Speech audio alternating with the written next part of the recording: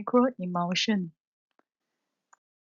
Microemulsions are defined as thermodynamically stable dispersion of oil and water, which are stabilized by the surfactant and also the co-surfactant.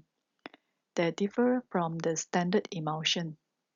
This is the image of the standard emulsions compared to the microemulsion in the size, and their droplets are approximately 100 angstrom, which is 100 times smaller than the typical emulsion droplets. So you can see that the microemulsions appear as a translucent liquid, while the emulsion is in the very turbid solutions. So microemulsion can be prepared simply by dissolving the surfactant in oil, adding water, and shake the mixture. The formation of microemulsion is governed by the free energy change, which is according to these equations, delta G equals to the surface energy change, delta A multiplied the interfacial tension minus the temperature of the system and also the entropy change. So delta A equals to the total surface energy change from the state when it is still haven't formed the many small droplets microemulsions to the state of 2, which is the large droplet splitted down into many small droplets in the microemulsion.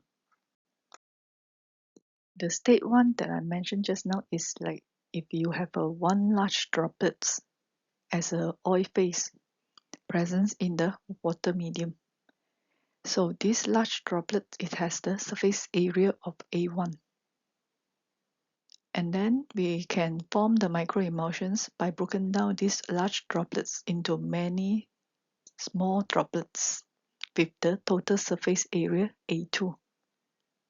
The variable gamma 12 is referring to the oil-water interfacial tension. So for the formations of the microemulsions, if it is a spontaneous process, then we will need to have the delta G a negative number. While the surface energy term, delta A multiplied the interfacial tension, is a positive value and it will oppose the formations of microemulsion. And a large number of the droplets formed in the microemulsion, it creates high configurational entropy because they can arrange themselves in many ways. So one of the way that can reduce this delta G to a negative value or close to zero is that if the interfacial tension can be reduced to sufficiently low value. So the entropy term dominates, leading to a favorable free energy change. So if this one become very small number, then the delta S will be dominate and eventually the delta G will become a negative value. So the formations of the microemulsions will be spontaneous. Hence, to get a negative free energy change, the microemulsions must have a interfacial tension that is very small value. So we have to find a way to reduce the interfacial tension. The formation of microemulsion depends on the surfactant's structure. Single-chain ionic surfactant, like the sodium dodecyl sulfate, always reach their critical micelle concentration before achieving the ultra-low interfacial tension needed. Therefore, we usually add a co-surfactant, which in the group of medium-chain alcohol or electrolyte to form the microemulsion.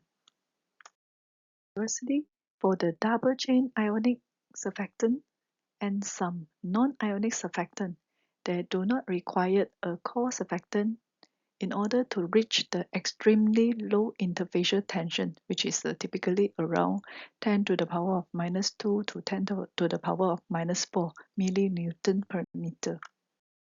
Aerosol OT or sodium bis 2-ethyl hexyl sulfur succinate is an ideal example.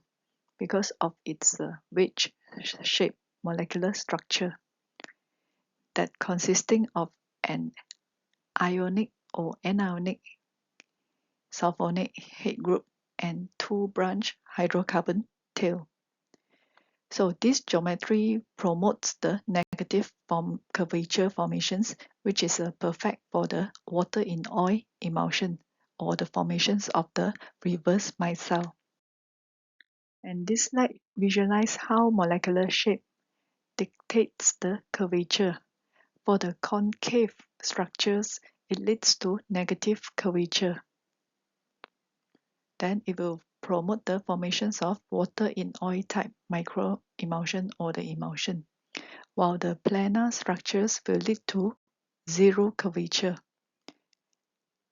And the convex structure will lead to the positive curvature, where oil in water emulsions will be formed. Key characteristics of microemulsions include the thermodynamic stability with their ultra-low interfacial tension, and microemulsion can be formed spontaneously with the droplet size between 1 to 50 nanometers that provide a massive interfacial areas. Because the droplet size are much smaller than the wavelength of the visible light, microemulsions are optically transparent. There can be droplet types, either oil in water microemulsions or water in oil microemulsions. The microemulsion can also form random bicontinuous mixtures, where the oil and water domains are interconnected in the 3 dimensions. So this structure was proposed by Scriven in 1976, and it is critical phase in this system. The appearance of the drawing for the bicontinuous space is something like this. So both of the liquids are the continuous phase. Classifications of microemulsions. The phase study helps to elucidate the different phases that exist in the region of the microemulsions depending on the composition ratio, and the structures of the microemulsions are interchangeable depending on the composition ratios, which leading to the Winsor classifications. According to Winsor, there are 4 types of microemulsion phases exist in equilibrium, and these phases are referred to as Winsor phases.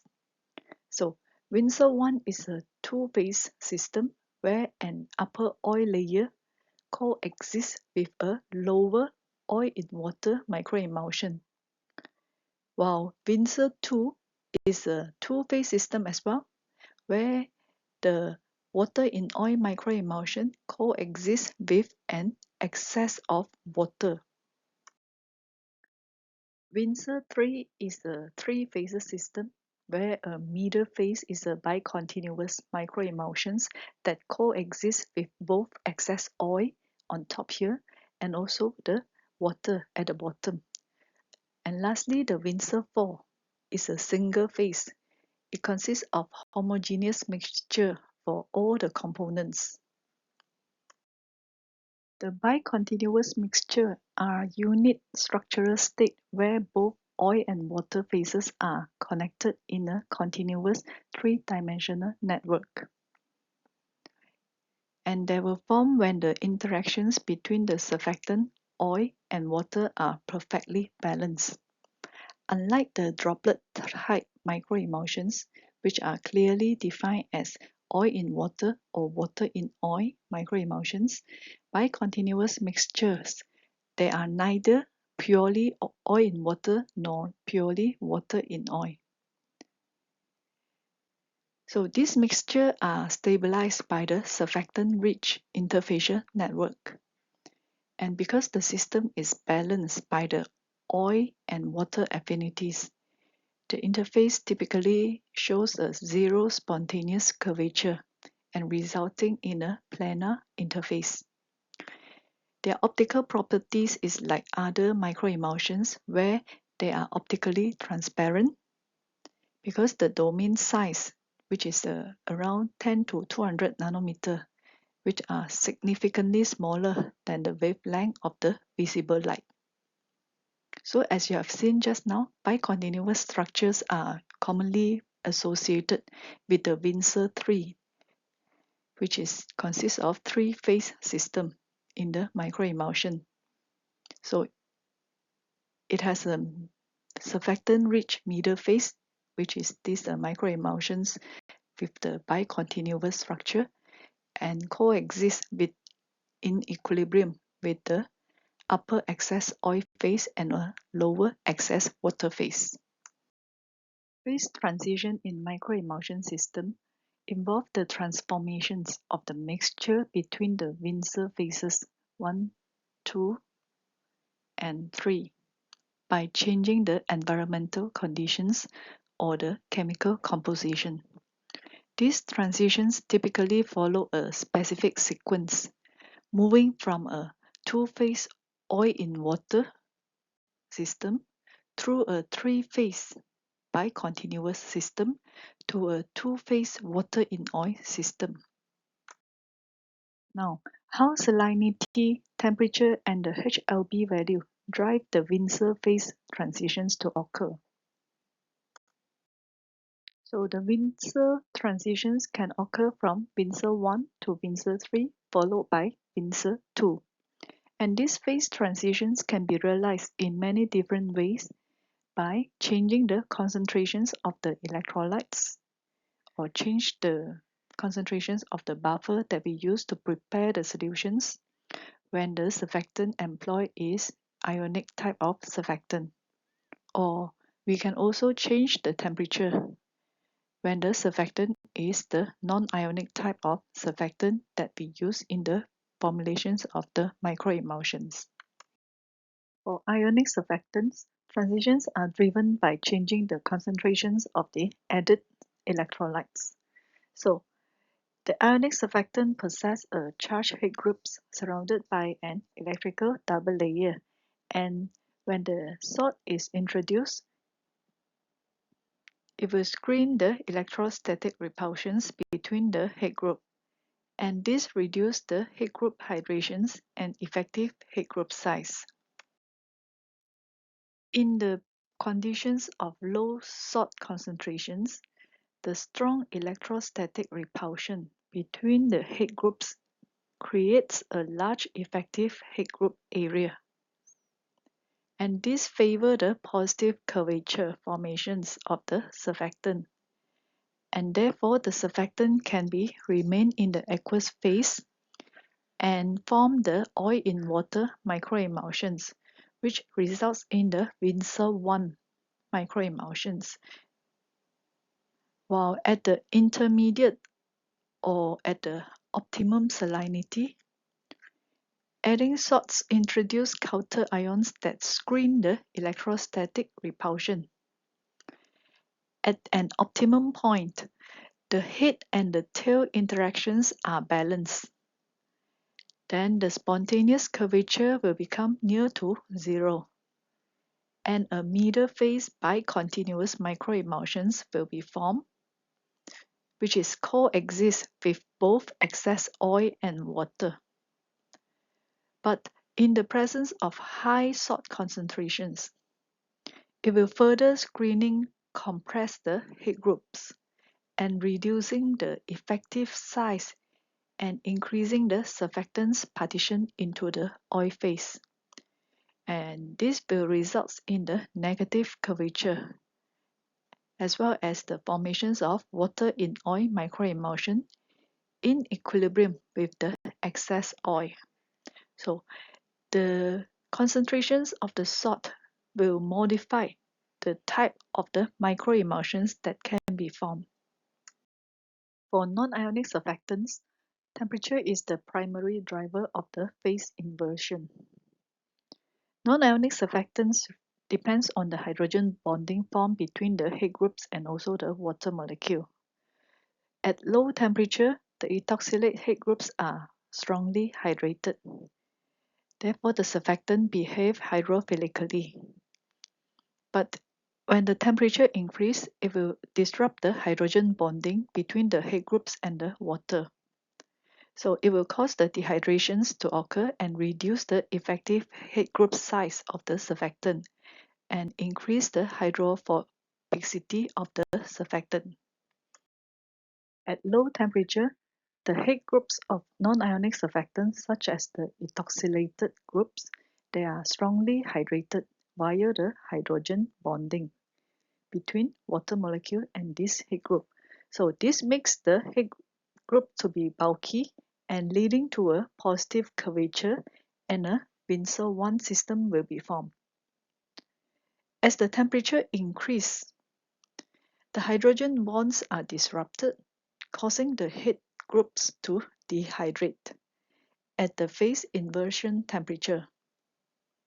A balance between the hydrophilic and also the lipophilic properties is achieved, and this results in the formations of Windsor 3 system with ultra-low interfacial tension. Further increase of the temperature will cause the dehydration significantly reduces the effective head group size, increasing the surfactant lipophilicity.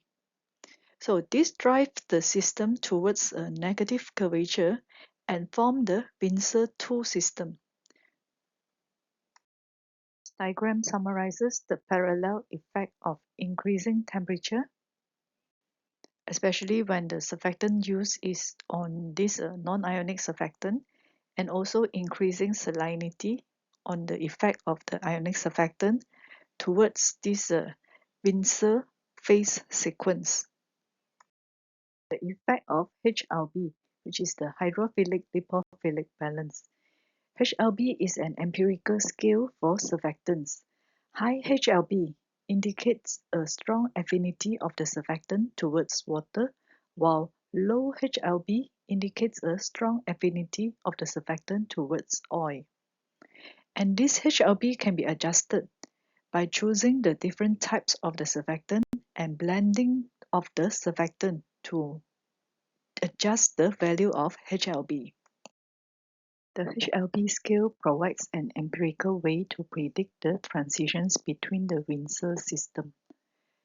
Surfactant with high HLB value between 10 to 12 that favor the formations of Windsor 1 system, which is the oil in water type emulsion, microemulsion, while those with a low HLB value, which is between 6 or less than 6, then they favor the Windsor 2 system, where the water in oil microemulsions will be formed. And a balance of HLB range between 8 to 10 typically results in a Windsor 3, the bicontinuous phase microemulsion.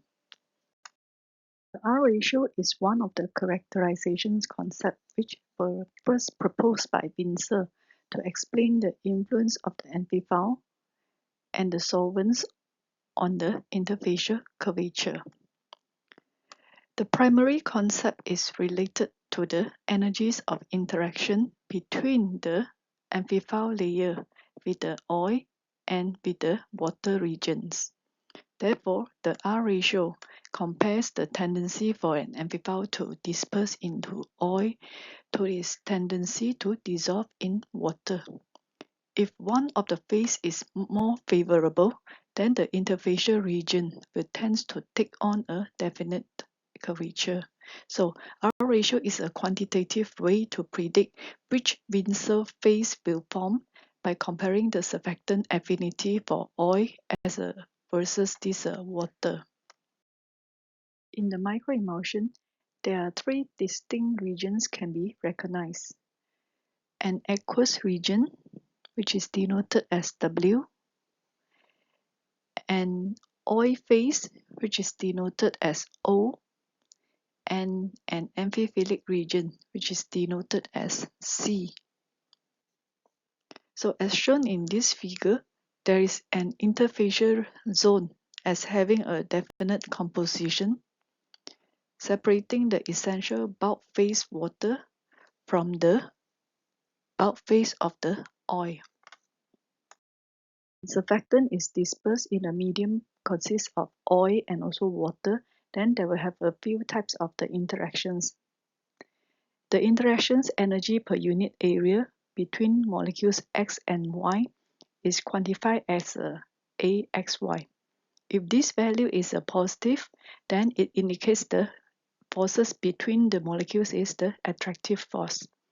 For surfactant oil and surfactant water interactions, or we call it as the adhesive forces, it involves the interactions between the polar part and also the hydrophobic part. So it is a summations or the total energy for the polar and also the non-polar component. ALXY indicates the interactions between the non-polar portions of the two molecules. Usually it involves the London dispersion force, while the HXY, which is the polar interactions that specifically involve the hydrogen bonding or the Coulombic or electrostatic interactions.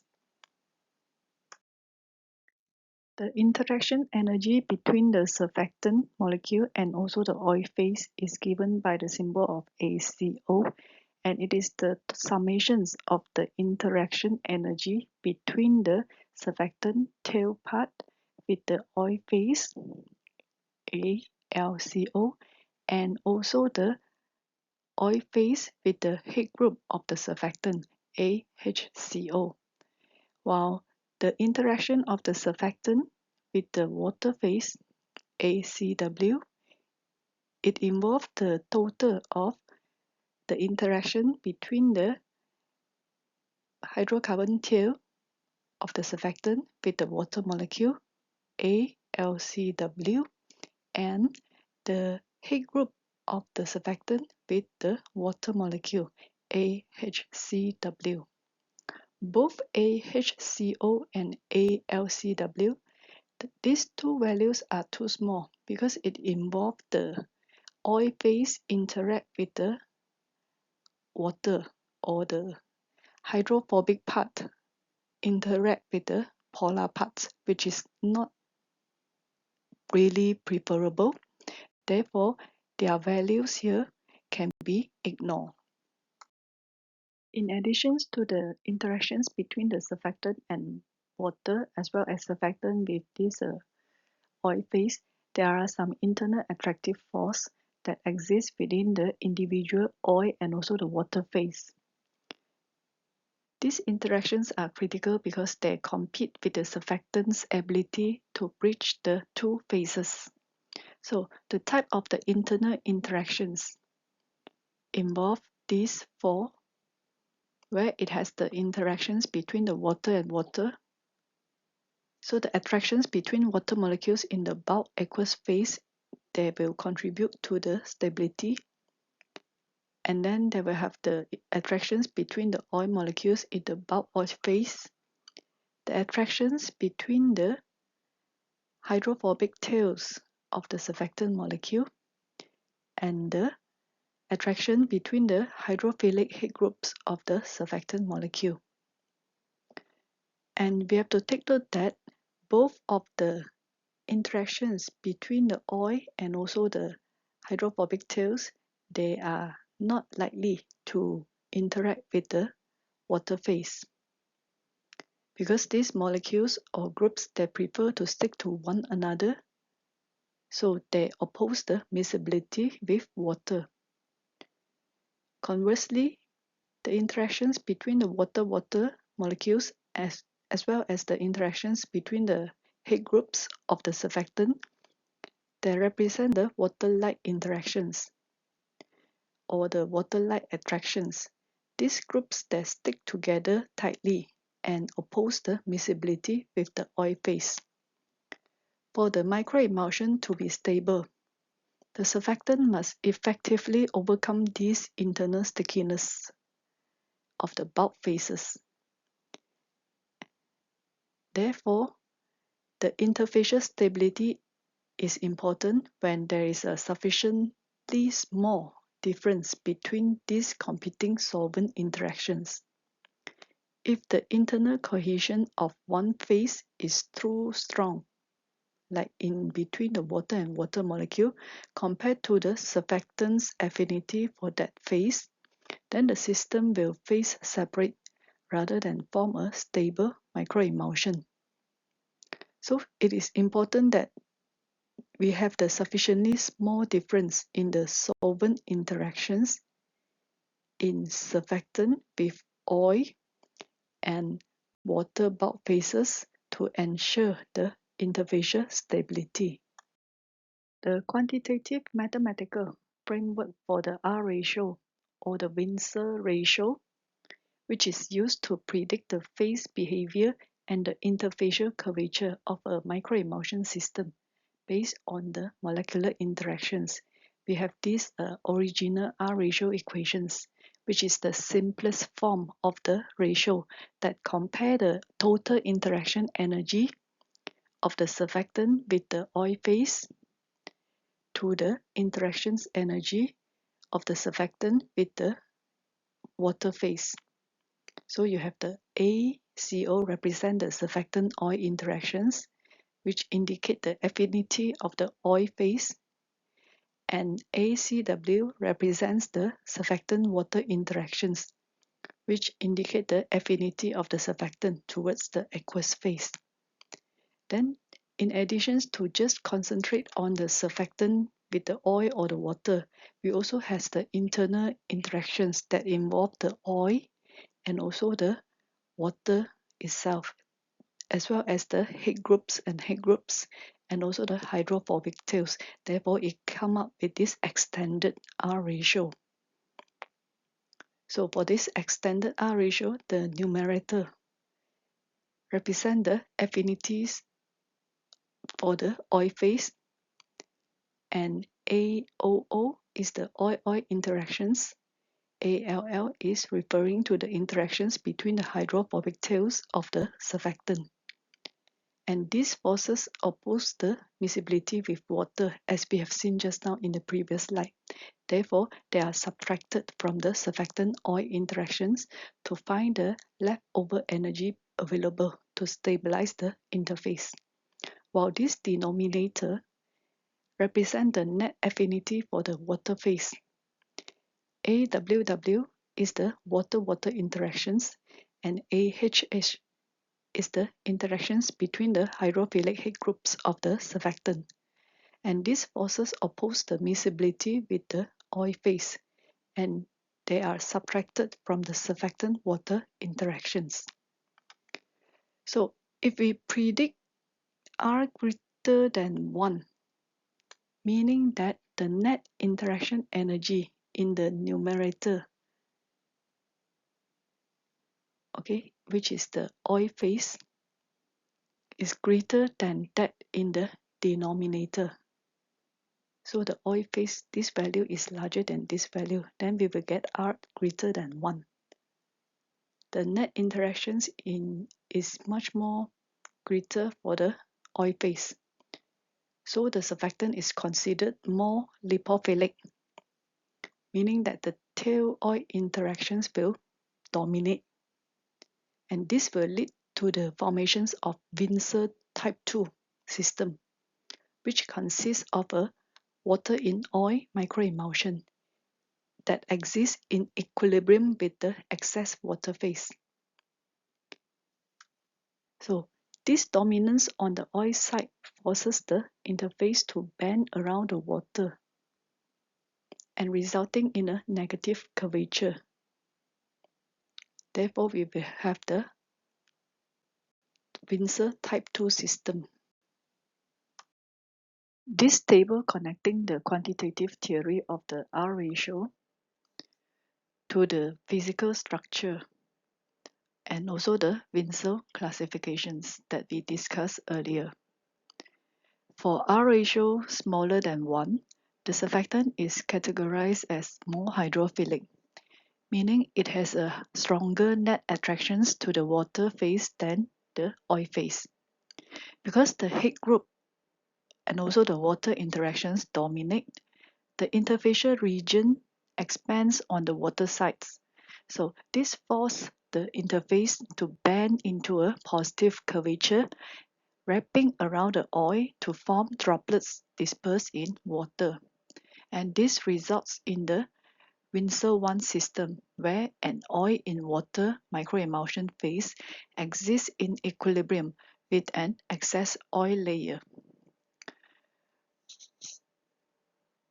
If the R ratio is close to 1, then the interactions between the surfactant with water as well as the surfactant with the oil phase are balanced, meaning that the surfactant affinity where with the oil with the numerator of the R ratio is equal to the affinity for the water phase, which is at the part of the denominator in the mathematical expressions to determine the R ratio. There is a zero spontaneous curvature because neither the phase pull the surfactant more strongly than the other part. And this allows the formations of a complex interconnected by continuous structure that characterized by the ultra-low interfacial tension, which is the optimum state for the applications like enhanced oil recovery. So this is corresponding to the Windsor 3 system, where a three-phase system with bicontinuous middle phase coexists with both excess oil and excess water. If the R is greater than 1, then the surfactant will be more hydrophilic and showing a strong net attractions to the oil phase. In this state, tail part of the surfactant interact with the oil will be dominate, and the interface will expand on the oil side and contract on the water side, leading to the negative curvature when the surfactant layer wrap around the water droplets and disperse in the continuous oil medium. So this will result in the Windsor 2 system that consists of water in oil microemulsion in equilibrium with excess water. This table shows the comparison between the conventional emulsions, or we call it as the macroemulsions, with the microemulsions. Microemulsions, they constantly evolve between various structures, or it will went through the process of transitions between the Windsor state, but emulsion consists of roughly spherical droplets of one phase dispersed in another phase. Microemulsions have smaller droplets, which is in the range between 10 to 200 nanometer in comparison to the droplets, which is much more larger in the macroemulsions. Microemulsions' appearance is optically transparent, but the macroemulsions will appear as cloudy dispersion. And then the interfacial tension between the oil and water in the microemulsion is very low. Yet for the microemulsions, the range is between 10 to the power of -2 to 10 to the power of -4. Whereas for the emulsions, the interfacial tension is very much higher. Microemulsions are thermodynamically stable and they can have a very long lifetime with no change in the compositions, temperature, and also pressure, and they do not tend to separate. But emulsion may remain stable for a long period of time and will ultimately undergo phase separations. And they are kinetically stable but thermodynamically unstable. The microemulsions preparations require no input of the energy like in the emulsions where the intense agitations is required for the formations of emulsions. The microemulsions can be just prepared using the shaking of the ingredient. Since the thermodynamics, the molecular geometry, and the quantitative R ratio that control the microemulsion behavior. And now we try to examine how these unique properties are utilized in the industrial and also the medical applications. One of the most significant applications is in the field of pharmaceutical, particularly for optimizing the drug delivery. Microemulsions provide protections to the water-soluble drug because microemulsion can form stable droplets at the nanoscale. They are used to protect water-soluble molecules from degradations by encapsulating them within the internal phase. The system takes advantage of the phase transitions, which we have discussed earlier. It is a common strategy involved using the water in oil microemulsions. When these are introduced to the body and encounter particular aqueous fluids such as the gastric or the intestinal fluids, they undergo a phase inversion to become oil in water system. So these structural changes will cause the microemulsion to unpack and resulting in the controlled and efficient release of the active pharmaceutical ingredients at the target site. Microemulsion also serve as a nanoreactor for the controlled synthesis of small polymer latexes. Because microemulsion droplets are exceptionally small and they are thermodynamically stable, so they provide a high uniform environment for chemical reactions, which allows the synthesis of polymer with very specific and also small particle size that would be impossible to achieve in the standard kinetically unstable emulsion. In the agriculture, microemulsions are preferred for pesticide formulations due to their efficiencies and also ease of use. Unlike the traditional emulsion that required intense agitation, microemulsions are generally obtained by gentle mixing, so making them easier to manufacture on a large scale, where their ultra-low interfacial tension allows the pesticide to spread more effectively across the leaf surface and ensure a better delivery of this active ingredient. And lastly, microemulsion is also used in the preparations of personal care products, such as the skin care or the cosmetic. Their optical transparency makes the products appear clean and premium compared to those that are cloudy, which is in the traditional emulsion. Besides, because they are thermodynamically stable and do not tend to separate over time, they offer an essentially infinite lifetime and ensuring the product remains effective and consistent from the moment it is bought until it is finished. So these are some of the applications of microemulsions.